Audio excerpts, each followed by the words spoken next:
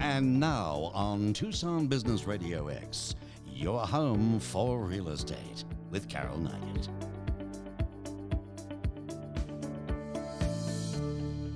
Well, hello, everyone. And it's afternoon here in Tucson, so I'm going to say good afternoon and bring good greetings to everyone wherever you are in these days when our lives are so turned upside down.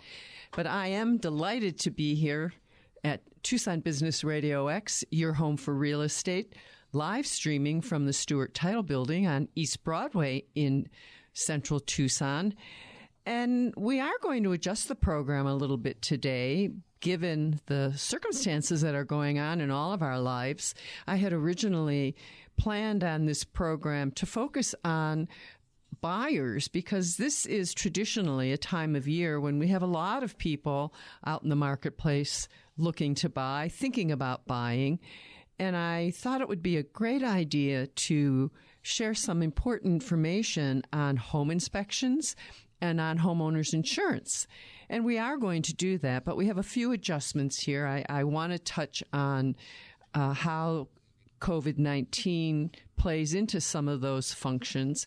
And also, one of my guests, Don Cox, who I'll talk about a little later, is not joining us today out of an abundance of caution. He happened to be at a gathering over the weekend in Phoenix, and apparently he's a few steps away from someone who did get the coronavirus. So he won't be with us today in person, but he'll be with us in spirit.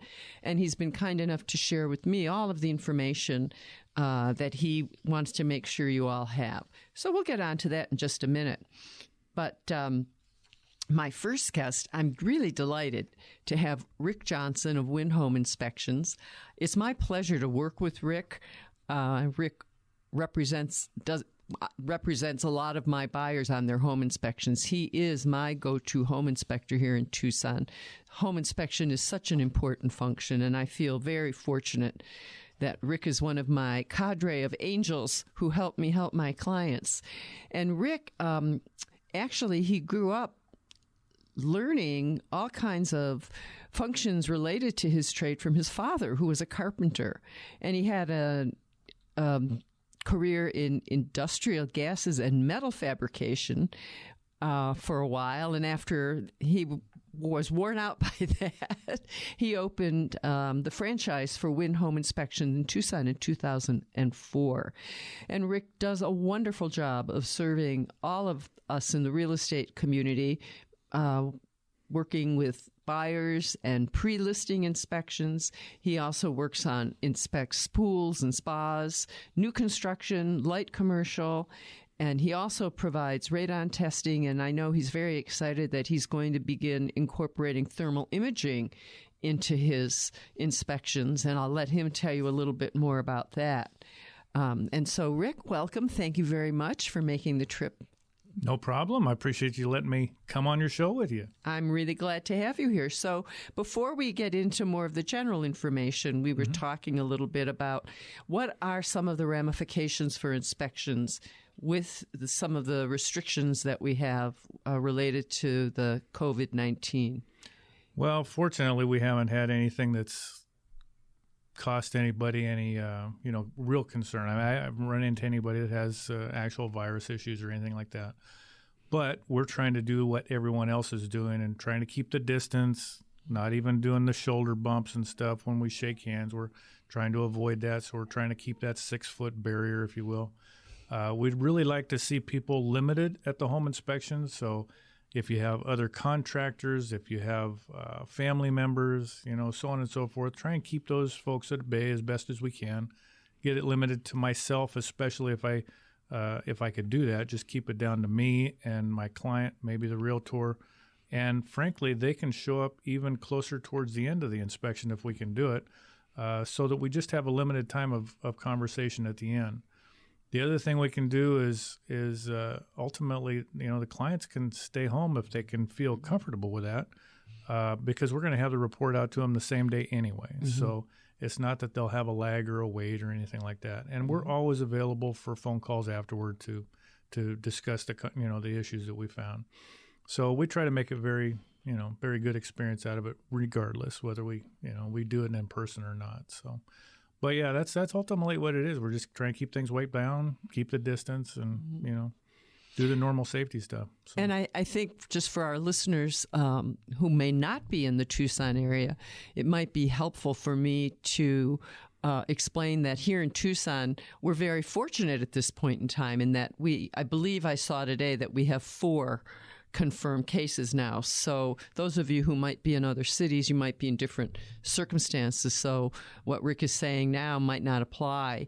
But right now here in Tucson, we're all just being very, very cautious and careful to try and contain it because we like only having 4 positives and we'd like to keep it that way. Absolutely. Yeah. And I also know, and I think it's worth letting listeners know that there are times when buyers want to be present for the entire inspection. Mm-hmm. And it's very good for them not to attend until the end, not to get in the way of you being able to get your work done. Yeah, the advantage, too, is that, they can certainly, I really don't mind, and I've always enjoyed letting buyers come because they can take time to look at the house differently than what I do. I'm looking for the issues they need to know about, but for them, they need to measure areas. They need to understand how they're going to locate things. They need to really kind of get a feel for the house in a time manner that they can do, because when they're coming out and preview and they don't always have time to really look at it well. Mm-hmm. So that's great, and we'll just keep a distance. I'll do my thing. They can do their thing. I'm not too concerned with that. But yes, if they could stay home at least until the end, it would be much easier. So. Well, we don't want, I always tell my clients at least, you don't want to distract Rick so he misses something. That's right. That's right. Well, and I let folks know, I kind of explain it real simply. I'm going to give your home 100% of my attention. So at the end, I can give you 100% of my attention. And it makes a big, big difference because at the end, even those that sometimes are skeptical because they kind of feel like they want to micromanage what we do, at the end, they're very astounded as to what we find and realize at that point, boy, that was a good idea. Leave you alone, let you do your thing. So, yeah. Well, I know that you're highly skilled. So I think my first question to you would be, who needs a home inspection? Who would you recommend? Yeah, that's a great question. And for, we're only about a 40-year-old industry, give or take. It's a very short-lived time period. The home inspectors, kind of came into the limelight, I guess, if you will. Prior to that, it was Billy Joe Bob, somebody's cousin, uncle, friend, or whoever who was doing these kinds of things. And they started realizing they were running into all kinds of problems because the fellow that may have thought they knew a little bit about the house found out later they really didn't. So for home inspection, it became something that was a growing concern and something that became much more soluble. Anyway, say that again. I was just saying, who would you recommend? Yeah, so needs to get an inspection. Yes, I'm sorry, I got diluted on there. That's okay. That's okay. But as far as who, it's going to be anybody that's purchasing a home, whether it be a home buyer, first time, or a seasoned buyer. I've been hired actually by builders to provide home inspections on their new build homes because they had clients that were maybe just a little bit more concerned and they wanted that non-biased opinion. And that's the difference between a home inspector, a contractor, a builder. We look at it through a non-biased, we're not trying to get a job from it or anything else. We're trying to provide information. So we have a great standpoint that has no skin in the game, if you will. Well, and as long as you mention new construction, as a realtor, when I'm working with buyers who are under contract for new construction homes, we always do a walkthrough, of course. But I always advise them that in addition to the walkthrough, they have the right to bring an independent home inspector in. Correct. And that's before they buy in. As you know, for any of our listeners who may have bought a new home, I always recommend to my clients who have bought new homes, put a mark on your calendar when you've been in the home about 10 months. That's the time to call Rick or call another home inspector. And it's worth the $350, $450 to have an independent person walk through the home and take a look at it before your 1-year builder's warranty expires. What I've found happens is so many people say, oh my God, we've been in the house a year. And by then it's too late. Yeah. And I know you recently did a home inspection on some buyers of mine who are at that 10-month period. Yeah. And you were telling me before we started broadcasting that you actually came up with some things that they were very surprised. Yeah, and we're all human. Builders do what they are able to do to the best of their ability, based especially right now upon having good help. Our market, with the last dip in the market, had taken away an awful lot of quality craftsmen because they started going and pairing off into other venues. So they've had a real struggle with getting the guys out there in the field that can actually do the work. So they're training a lot of folks. It's kind of a constant movement. And because of that, their schedules are off. They have a lot of things that come up. And I've never seen a perfect house. It doesn't mean that one doesn't exist. I think somebody challenged somebody on that one time. But bottom line is, there's always stuff that comes up. They're only human, and we just find the things because we scrutinize it a little bit different than what they do. So we find a lot of stuff.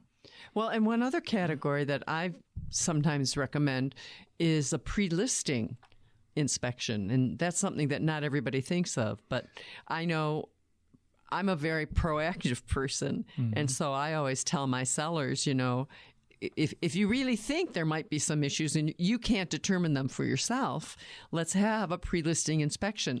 I always feel like let's find out what it is before we're getting it in the process of a transaction that could fall apart. Oh, absolutely. Well, the nice thing too is it's a sales tool at that point. Now, there's a lot of markets outside of Tucson that actually do this proactively, where the listing inspection is the first and foremost thing they do. And part of the reason is very simple. If let's say you had a home that all of a sudden you found out you had a major issue with polybutylene or a roof issue or something that was going to cost some money, but you didn't realize that going into it. If you proactively can take care of it with contractors you line up going into it, you can do that at a dollar figure that you can afford. If it comes down to the buyers doing it and they're presenting contractors and quotes and so forth, you may spend a few $1,000s more in the process. So ultimately, it's a good place to like I say, showcase and eliminate some of those problems. And I think personally, it's much nicer. The home's going to show a lot better. Absolutely. I think a seller that does a pre-listing inspection is another indication of somebody who's taking care of their home. They want to make sure that their home is in good shape because they're investing the time and the energy and the money in having somebody take a look at it. Well, and it speeds the process up too, because now you've got those repairs done. So when it comes to closing time, everything is just boom, boom, boom. Right. You don't have a big inspection period and a lot of, oh no, right. we do. So when you do an inspection, what exactly do you inspect? I know there's a lot. There is, yeah. Well, it's ultimately we have essentially a 300-point inspection. Every home is a little different, bigger, smaller, but ultimately we have the same kind of thing: walls and electrical and plumbing and a roof. So we look for structure, function, and safety. Those are the three main categories, and anything that falls inside that. Now, we also follow a standard of practice here in Arizona, which was adopted from ASHI. So ultimately, as an ASHI certified inspector, I have the ASHI standard, I have the Arizona standard, and then I'm a franchise owner, which means I've got a standard of practice we put above all that. Because I just want to interrupt you because our listeners might not be aware of what ASHI is. Oh, okay. Well, it's the American Society of Home Inspectors. It is a group of home inspectors who have developed a way to inspect with some sort of a standard. There's only about half the states, by the way, that have standards of practice. So if you're not an ASHI member, if you don't have that standard of practice to follow, you're really out there kind of playing the Old West, inspection. And it really can get into a problem. That's where the Billy Joe Bob kind of thing I talked about earlier comes in, because anything can happen. So I was very happy when I found that Arizona had a standard required. It made it much easier. It protects me. It protects you as my realtor that I'm working with. It protects the client. We all get protection based on a standard of practice. So. And it's very methodical too, and consistent. Yeah. Yes, we always have as we work through the house, we work around. The way I do it is I work around the outside of the house, and then I work around the inside of the house, and I finish up in the kitchen where everybody's hanging around, and then we sit down and we chat. So it's a process every single time. And I want to maintain that practice every time I go into a home, because that's what helps me find those things routinely that I know I'm probably going to run into. And after 15 years, you can imagine every decade has its own set of issues, and we can identify just by knowing when the home was built, likely what we're going to run into when we get into that home. So it makes it very, very informational. Well, and I'm thinking, too, that the consistency of that methodology, I think there's a certain security in that, because you have a routine that you consistently follow, step by step by step. Every single inspection, probably 2 a day, I'm guessing, over 15 years. It's so ingrained in your mind that there's no way you're going to miss something. Because it's become so habitual that every system in the house does get addressed. Yeah, and we talked about that a little bit ago. The things that could get missed are the things that happen because of distractions. That's why it's so important to let the home inspector do his job and stay on task, because he will be able to find those things. But sure enough, as soon as we start getting off on a rabbit trail somewhere, things can get missed, and we don't want to do that.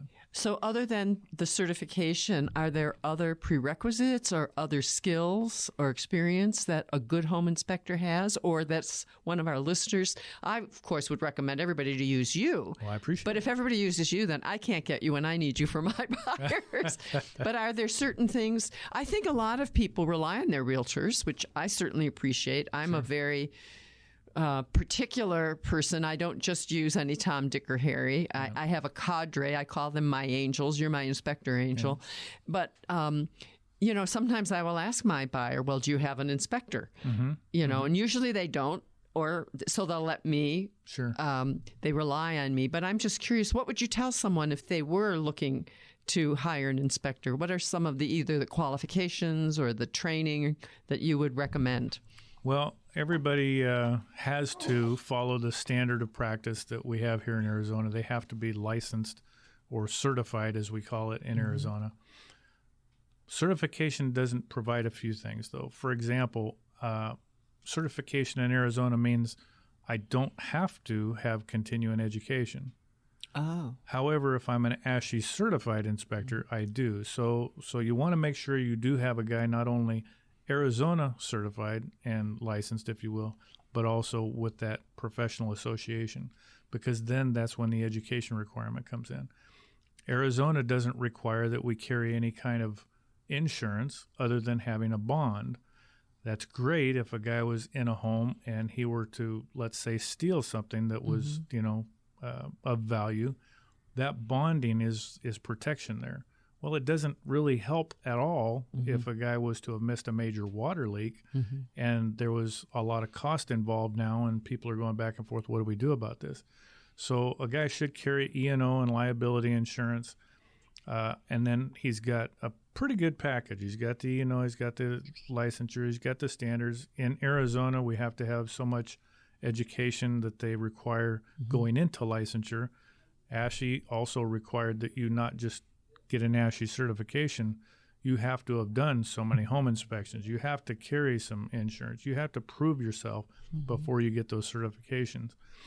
The other things are, what else do you do? Now in Arizona right now, the way Arizona has kind of changed, and this has changed since I've been in the business, we do pools and spas as well. Now I always did, but that's part of a home inspector's requirement now, unless right up front he defers that and lets somebody know he can't do it. Then you're going to have to pick up another inspector. Well, we do that in-house. You mentioned earlier about radon. We do have homes being mitigated here in Tucson for radon. And I hear all the time we don't have radon, but yes, we do. It's something to be aware of, but we just don't push it a lot, it doesn't seem. But I've never had a zero test on radon here. I don't have that many that are being mitigated, thank goodness. It's not like being in Pennsylvania, but we still have that issue. Something else that I do standard in my inspections is I screen for carbon monoxide. Now, what's awesome about that is that we'll run into carbon monoxide issues quite often with ranges as a minimum in homes that have gas appliances. I've definitely found other heat exchanger issues and things like that were truly life-threatening. So if a home inspector doesn't inspect for that, which I don't think there are very many, if any, other ones that do. It makes you wonder just how much is getting missed out there. So that's very important. Are all inspectors in Arizona ASHI members? Is that a requirement? No, that's a voluntary thing. So that would be a simple thing that someone, if they were looking to hire their own home inspector, they might want to at least make sure that someone has the ASHI certification, because I'm thinking that's the way you're going to get trained in some of these issues that come up from time to time that you referred to earlier. Absolutely. And again, they require the continuing education. I have to get it somewhere. I'm a franchise owner again with WIN, so we're a national group. So we do a lot of that in-house. So I've got a wealth of knowledge because I've got guys all across the country. We collaborate all the time on things, but we also do our continuing education as a group. So so it's good. We stay abreast on everything that's going on currently. Things like the coronavirus now with protocols. That's where that's developed. It's developed within the group so that it's brought out properly to the public. We're not trying to scare anyone. We don't want to turn it into a free-for-all for fear, which I think we've unfortunately done a lot of, in our country right now. So we're trying to keep that under a normal policy that keeps everybody protected. So, including you. Yes, including. I mean, you're going into a strange environment that you don't really have any knowledge about, and you're touching just about every surface in the house. You touch more surfaces in a house probably than the homeowner does. Yes, yeah. When it comes down to it, you're right. When I find that bathroom leak that's in the back bathroom, and the homeowner never goes there because they don't think about it. Right. So you're right. Yeah, we see everything. But yes, and that's very important because we want to. Matter of fact, we have verbiage that has recently gone out in a newsletter, but it's letting the home sellers, realize that we are coming in and we don't want to come into a sick environment, whatever it happens to be. Right. And it's a great time for people to just simply be more cognizant. Even if you got a cold, let us know. Right. Nobody wants to spread that somewhere else. So. Well, and especially because you go from one home to another home. Yep. So it would be a really easy way for you to be a carrier of something unbeknownst to everybody involved. Yeah, it could happen.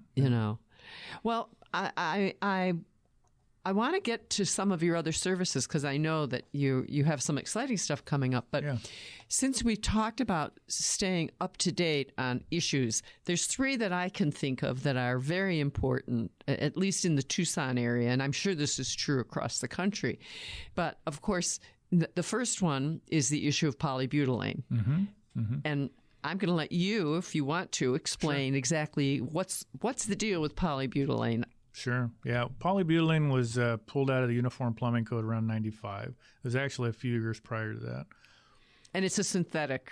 Yeah, it's a plastic piping material. And the idea, when it was introduced because we gave a contract to an American contractor. However, PEX, which is the product that we currently use, was available in Europe about 30 years prior to that.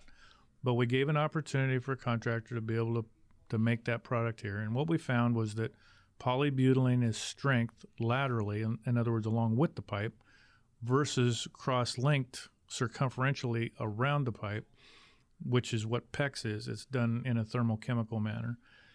And what that allows for is expansion and contraction. So it can actually get away with a lot of load and unload. So if you were to have your plumbing off, shut the water off to the house, and simply turned it back on, at this point in time, polybutylene can literally burst. Right. And I've seen that happen. I've actually watched it physically happen.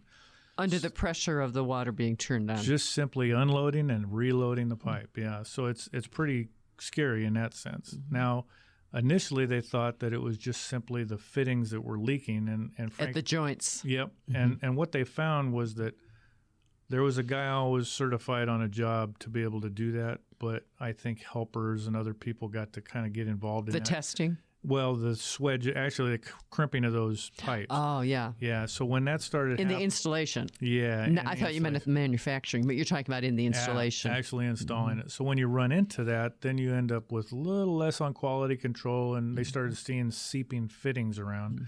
And it became the standard. That's what everybody thought of, was leaking fittings. Well, as time went on, they started realizing that the pipe not only has this cross-linked or lack of cross-link, lack of binding, so it won't so it can burst. But they also found that we use chlorine in our water. That process helps to harden or start to harden that pipe. So time literally is against it. So at this point, if someone still has polybutylene in their home, they're on borrowed time. I just had a client this morning, their home that they were getting out of, I believe it was, had polybutylene in it, and they'd already had 2 blowouts over the years, and they finally said, we got to get out of this stuff and get it repiped. So it isn't hype. It really is an issue. If you haven't had a problem yet and you absolutely can't deal with your polybutylene in your home, I would, at one, minimally recommend getting a pressure reducer put on the house. From the main waters. On the main water. Because if you can keep the water pressure down around 50 or so, you're going to put a lot less problematic issues, on that polybutylene, and it might last a little bit longer for you. But that's about the only thing you can do to stave it off, ultimately. And so we don't frighten, as we were saying earlier about not wanting to frighten people. And correct me if I'm wrong, my understanding is that polybutylene was really the standard plumbing material from about, is it 83?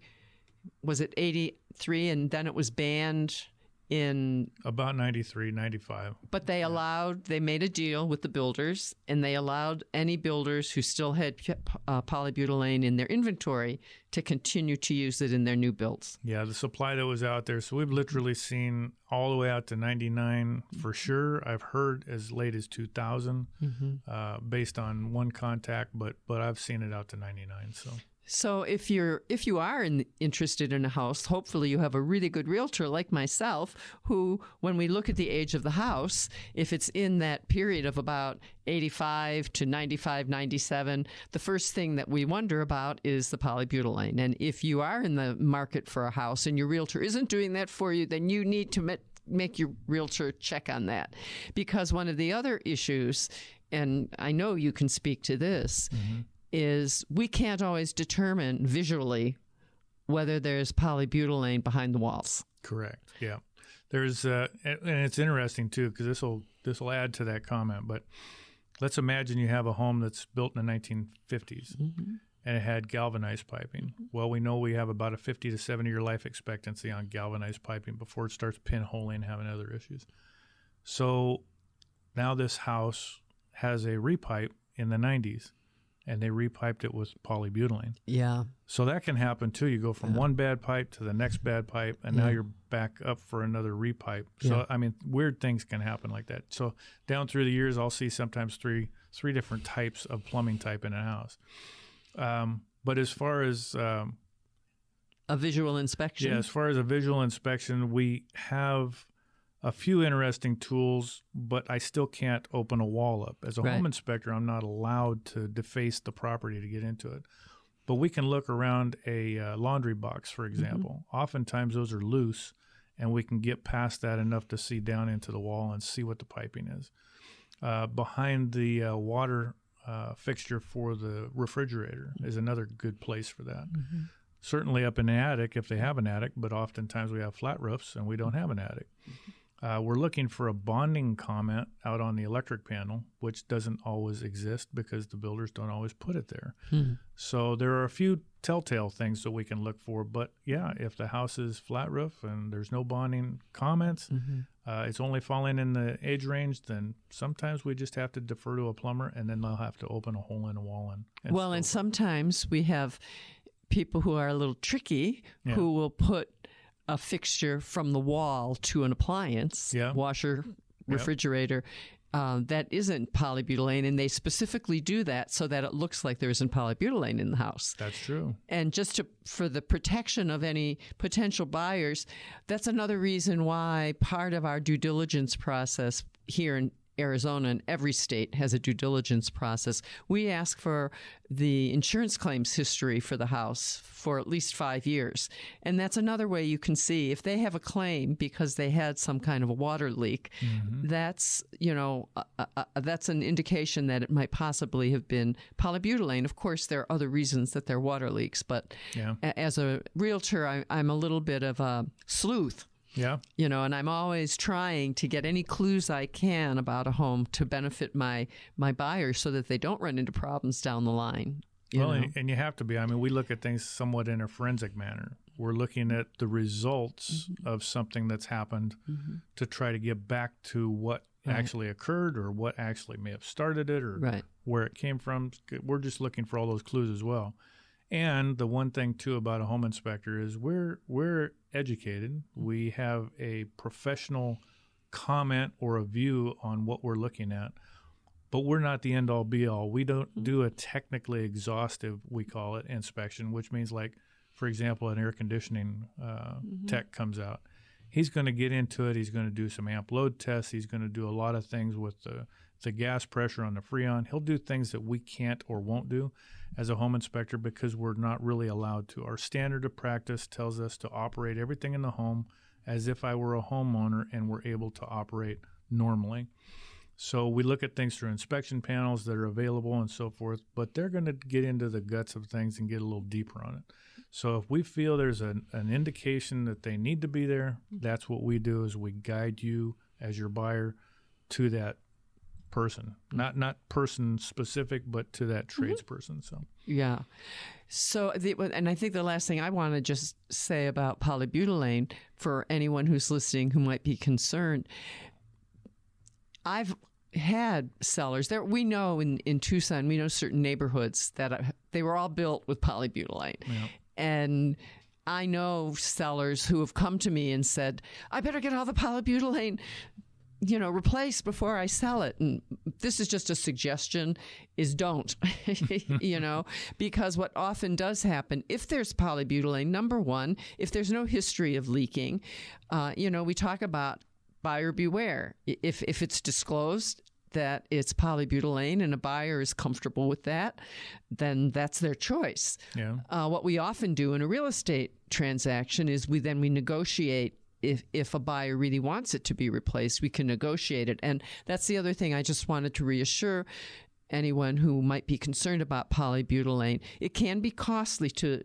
replace. It's not only can be costly economically, but it's not a clean process. They make a lot of holes in your walls, and then they have to repair the drywall, but it can be done. So if you are living in a home and you think you have polybutylene, I don't want to alarm you. We just want to inform you. Yeah. And if you are concerned, you can always give me a call, give Rick a call. There you go. Yeah. And get it checked out. And so the other thing that comes up is mold. Mm-hmm. So tell me about mold and the home inspection process and what people can expect is reasonable, because I know one of the issues that sometimes gets litigated and it gets very complicated is that there was no detection of mold upon the home inspection, and the homeowner moves in, and then all of a sudden they have a mold problem, and then retrospectively they want to accuse you and me and everybody that they can possibly litigate against to take some responsibility for the problem. So what would you like people to know about mold and inspections? Well, keep in mind that what we do is we do a non-invasive visual physical examination. So anything that we have an understanding of because of conditions, we can further make recommendations to try to do something about it. Now, I'll predicate that by saying, too, if you have clients or anybody out there that's buying a home or selling a home or whatever the case, just living in your home, if you have a predisposition to any kind of allergies towards mold or anything else, you need to have testing done that's above and beyond what a home inspector can do, period. Right. Now, when we go into the air testing, would you recommend? Well, there's a couple of different ways they'll do it. They'll do mold. They'll do spore. They'll do surface sampling, which can give them a lot of information. They'll do mold or air samples like you're talking about in the air generally, but also cavities. So they'll put holes in walls and small ones, and they'll run in their test equipment to be able to take air samples inside of wall cavities we can't see. But what we're looking at and what they're also going to do as they walk into a home is they're going to look for those conducive conditions. So if we see any stains, if we see any sagging paint possibly, if we see anything else that would possibly, make us think about that, we got a leak over here in this spot, maybe there's something else over here. Are we simply on a water-bearing wall? So the wall where the plumbing is for both bathrooms maybe is in one wall. Well, that's a pretty suspect wall typically, so we look it over real good. Has it been recently remodeled? Just went into a home not too long ago. It was very recently remodeled, and there was some staining on the floorboard. Well, it turns out we had a current leak, and they had done that in the course of the remodel. So there's a lot of reasons that can happen. Now, it doesn't always mean mold's going to happen. Right. There's like 30 different kinds of mold spores that are in the air all the time. There's only a few of them that, to my knowledge anyway, and again, I'm not the expert, so don't hold me to anything, but that are actually health risk related that is to the average person. But we can see some simple stuff as blackened as mildew in a bathroom and get very concerned, and oftentimes it's not. Sometimes it's just a surface issue, but other times it's going to be a depth issue. And we talked about introducing some future things. We're going to be doing thermal imaging in our business here eventually. And thermal imaging gives us a little bit better view on some of the anomalies that could introduce those types of issues. So. And I'm really interested in learning more about that. Yeah. I just want to remind everybody that this is Carol Nygett, your home for real estate, streaming live from the Stewart Title Building on Tucson Business Radio X. And I'm here with Rick Johnson, and we are talking about everything you need to know about getting a home inspection. So, Rick, you were just about to tell us about thermal imaging, because I know, and I'm curious, before you get into that, I'm just curious, what do you think about, I know there are a lot of vendors who do these moisture tests where they measure the temperature. Is that what thermal is, where you measure the temperature of the wall and there'll be a different temperature in the wall if there has been moisture? That's definitely part of it. So thermal imaging is actually able to see in a band, just like the X-ray and everything else, we all fall in a band spectrum. This is just one spectrum, the IR spectrum. And what it does is creates a differential, and we have to have the proper differential between the outside temperature of the home, inside temperature of the home. Once we've got a delta T, we call it, it's an 18-degree delta T, we can actually do testing. We can see a lot of things like missing insulation. We can see water leak issues that are occurring. We can find electrical anomalies where we have overheat issues. But all of it requires getting the home to a certain place and having it maintained at that point, temperature-wise, loads on the electrical system, things like that, to be able to do this. So it does take a baseline to make that work. But ultimately, it can show us a lot of things we can't normally see. We cannot see inside the wall. Because you can't do an invasive inspection. Yeah. So the thermal imaging kind of takes the place of that. It allows you to see without actually opening up the wall. In a sense, yeah.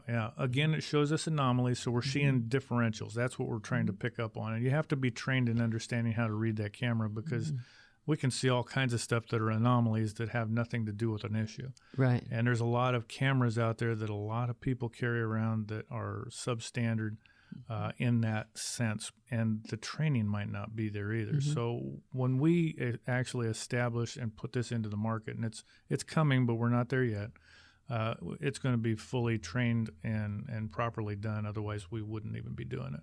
So I'm guessing, I'm listening to you, I'm thinking about some of the maybe less than trained and certified inspectors, and they can get some of these, they can get a thermal test, and they get a device so they can do some of this stuff, but you also want to make sure that they're thoroughly trained.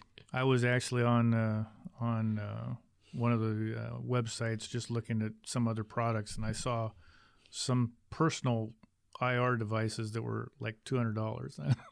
All I had to do was laugh. I mean, it's quite interesting because it's a toy at that point. It is a toy to play with. Right. And you can see some things, but you can't really define what you're looking at unless you have one that has a very good clarity, a very high pixel rating, the ability to truly define what you're looking at. So there is a big difference. But again, it's showing an anomaly. So if you have the right conditions, you can actually watch water as it heats up. Let's say if we were running hot water, as it creates the leak on one side of the room, to find it where they actually saw the leak issue, they thought, on the other side of the room. So there is an advantage there. But again, it's not looking inside the wall, and it doesn't see the water. Oh, interesting. It sees the evaporation of the water. So it is, like I say, there's a lot to the science to be able to define what you're truly looking at. But it's kind of like an X-ray, probably just quite different, but similar. Yeah. Well, again, I don't mean the technology. I mean in the practice. In that probably any of us could take an X-ray. You just push the button. Yeah. The important thing is how is it interpreted. Absolutely. There has to be somebody highly skilled and trained who can look at the image and interpret what they're seeing. And I think that's why you're involved in all of this training now, so that you'll be prepared to do that accurately. Absolutely. Absolutely. Well, so then this is something that I'm not sure how many of our listeners are even aware of, unless you've had a problem with your air conditioner or you're involved in a real estate transaction as a buyer. But there's a big change that's about to take place with Freon. Yes. Yep. And I would love it if you would give our listeners the opportunity to learn a little more about what's going on. Sure. Yeah, actually remind me about pools too, and I'll tell you another little tidbit. But with Freon, as of January this year, 2020, they stopped using Freon in any new equipment. They banned our use of it, just like they did in cars many years ago. Now you have to have a 410A material, they call it, and that Freon still could have been had many years ago. However, they ran the R22 out as far as they possibly could. Now, and the R22 is what most of us have had. Yeah, all the way up to 2010. Yeah. So previous to 2010, we have units now that are suspect, basically, for having R22, but I found one the other day as an example. It was 2004, I believe it was, and it still had the 410A in it. So it was available. They just didn't have it in all the units commercially. The issue is simple, just like it was with cars. At some point, the materials that we have in stock will be depleted. Right. At this point, it's still available for maintenance and service on those units. So somebody that has a unit that has R22, don't despair. It's going to last probably just as long as the equipment normally would. However, that R22 is going to become more and more scarce. And just like anything else that's scarce, it gets more and more expensive. So at a certain point, the dollars just don't add up to trying to service an older unit using R22, and you're going to have to consider what the next step is, which is replacement. And that's what I was going to ask you. So you replace the whole unit? Yeah, they make I call it a bridge mix, but it's basically a mixture product, recycled or however they do it with the R22 to try to get that unit to limp along a little bit farther. It's not, from everything I've understood from all the air conditioning people that I've polled on that, it's probably not the best idea. It might get you by a little while, but it's really not benefiting your unit. It's not necessarily good for it. Like I say, while they still have the R22, you can get away with it certainly by putting a pure product in there. But eventually that's going to So you're going to have to, people are going to have to replace their condensers? The whole thing, actually, yeah, because you have a coil in both units. If it's a split system, if it's a package unit up on your roof, it's all the R20 or the Freon that's up in that unit, and the equipment to change over to the new product to actually work in it to use it would cost much more than it would to ultimately. So conversion isn't a cost-effective solution. Yeah. Okay. Yeah. Interesting. Well, I think the HVAC suppliers are probably looking forward to that. There's always a silver lining in everything for somebody, yeah. There's one part of our economy that might not be affected by the coronavirus. Yeah. When I mentioned pools a minute ago, this is something that has been going on for a while as well, but single-speed electric motors that are on pool pumps have been disallowed for the pool installers to be able to put back on your equipment. So they have to go to a multi-speed electric motor and pump setup. The advantage to that, I've done this recently in the last year in my own home, I've saved as much as 50% of my electric bill just by changing that pump over. And literally it paid for itself in a year. Because it's more efficient? So much more efficient. It's amazing. So does it tend to break down less? Well, it's not so much that, I don't think, although the equipment is newer technology, so it probably has some advantages. It's not running as hard, so it's definitely going to cut down on the wear of the unit. But the big thing is the power consumption. Its power consumption is substantially less. And with multi-speed, you really don't need it running at full bore constantly. So like you're saying, They really made a lot of great pumps in the day, but it's like the old iron that we used to drive to. I mean, they made a lot of great cars, but they always broke down. I mean, we'd have 100,000 miles on an engine, and that was it. Now we're going 300,000 to 500,000 on an engine, so the technology is much better than it was. Yeah. So, in terms of home buyers, what are things that they should look for or be aware of when they're looking at a new home? Anything in particular that you would recommend? I actually put out or have available anyway in my marketing material about a 20-point, I think it is, list for home sellers to be able to prepare a home for sale. Home buyers could use the same list and just look at it and get an idea of the most common things that we see in a home inspection. On that list, literally, you could take those 20 items and you could probably knock off 75% of what we find in a home inspection if all those things were taken care of. But usually it has to do with two things: deferred maintenance and what I refer to as Homer the handyman doing work that he shouldn't. So we find an awful lot of that. Yeah. And, if you're getting contractors to do work, you want licensed guys that know what they're doing. It's always great. We always know somebody that can help us do a job or things like that. And they can do it just as wonderful a job as a licensed guy. But, you have no insurance on that and so forth. And, there's always problems that come up. Well, and maybe this would be a good... while we're, talking about this, we do have a registry of contractors that anyone can look up online. Sure. So anyone who's listening, if you're considering doing some work and you're wondering if the individual you're considering is registered, you can go to the Registry of Contractors in the state of Arizona, and it's alphabetical by city. So I think that's a very good suggestion. Sure, yeah. So I mentioned the polybutylene and the mold and the Freon. Did I miss anything in terms of buyer beware items that buyers should pay a little bit extra attention to? There's, like I say, every decade kind of has its own set of issues. So in the older homes, they didn't have very good insulation. We go way back and in homes that were in the 20s, which we don't have a lot of here in Tucson, but we have a nice segment in the downtown. You could have had knob and tube wiring, which was two-wire wiring that has no grounding. Now and aluminum. Aluminum wiring happened. I found a couple of recent inspections that I've done in developments that had all aluminum branch wiring, and aluminum branch wiring is 12 gauge, our standard, or something smaller than that. And that's always been a problem. They found that they had huge house fire issues when they started introducing that. We do allow multi-strand aluminum wiring because it has the ability to control that expansion and contraction issue, which is what happens. They'll expand, they start losing contact, and they arc. So they've made fixtures that are designed for aluminum and copper at the receptacles in the wall and so forth. As long as everything is done properly, you can get away with a fair amount of things, but 12-gauge branch wiring is definitely a bad thing. We do use still 10-gauge, which is going to a 30-amp circuit like a dryer, and that is allowed. That's actually allowed in modern code. I still always recommend an electrician check those and make sure the torques are proper on all the lugs, that the antioxidant is required to be applied. That stops the oxidizing on aluminum, which literally as soon as aluminum is formed, it begins to oxidize.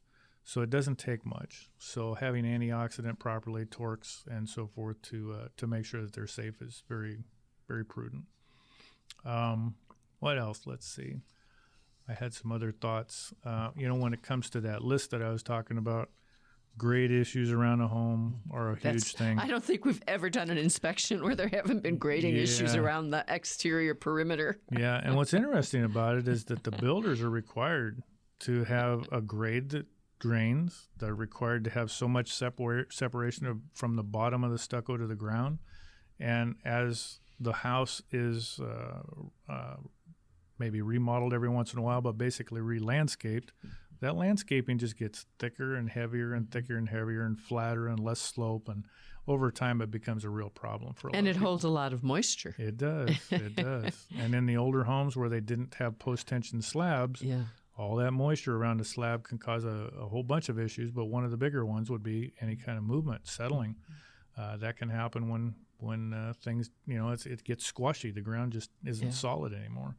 Now on the current system where we have post-tension slabs, it's almost like a boat.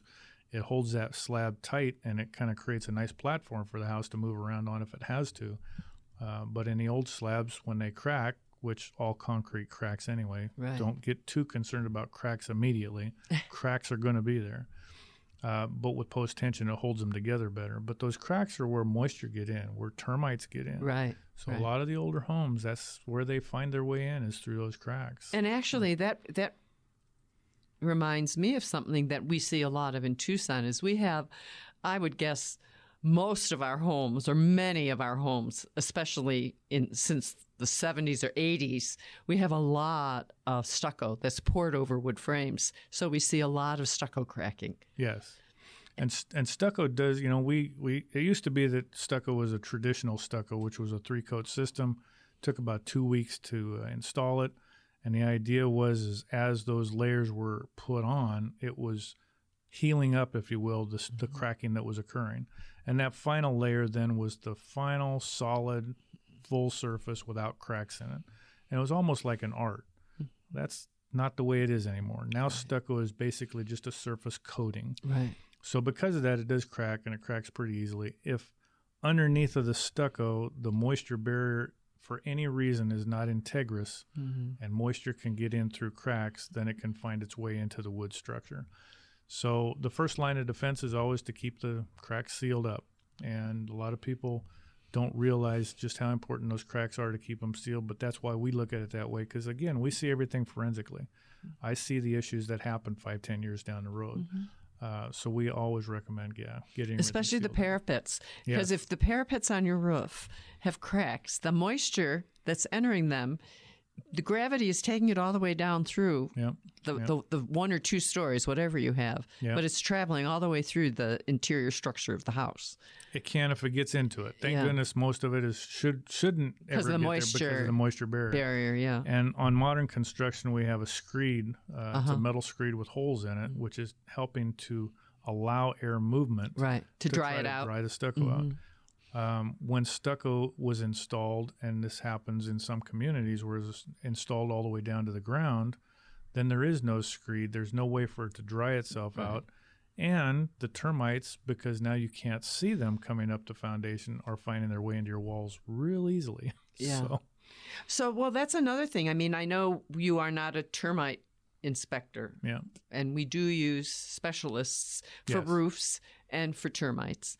But that is another thing that people in Arizona, it's actually required by law, especially, and you cannot get a mortgage loan on a property without a termite inspection in the state of Arizona. But you do a little surface. We have to. I mean, we're always going to run into things, and we're looking for those same things, conducive conditions. We talk about the forensic look at things. A home I was looking at today, as a matter of fact, is the same kind of thing, stucco to grade. I knew we have a potential. We don't know what kind of a potential until we get inside the house, but sure enough, we found termites had been popping through the walls in the garage and in the master bedroom.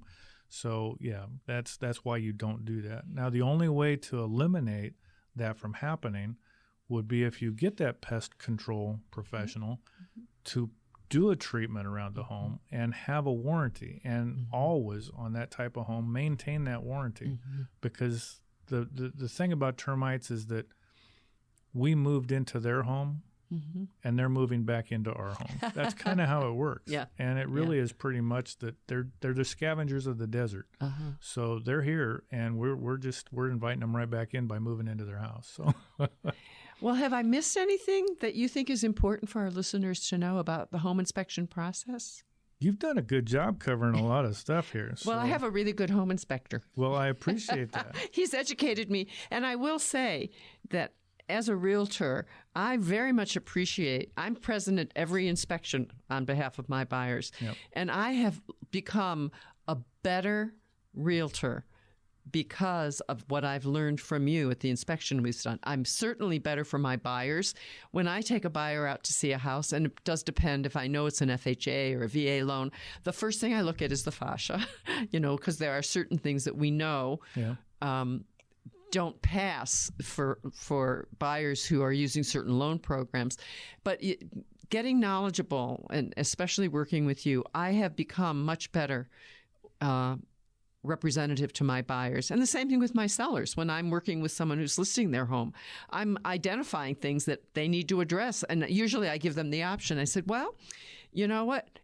It's going to get identified. Either we do it now or we're going to do it in the middle of a transaction where you always risk the transaction falling apart. Well, and that's important, what you just said, because years ago when home inspection wasn't pretty much a standard of practice, and it has become that, things got missed all the time and were overlooked or just hidden.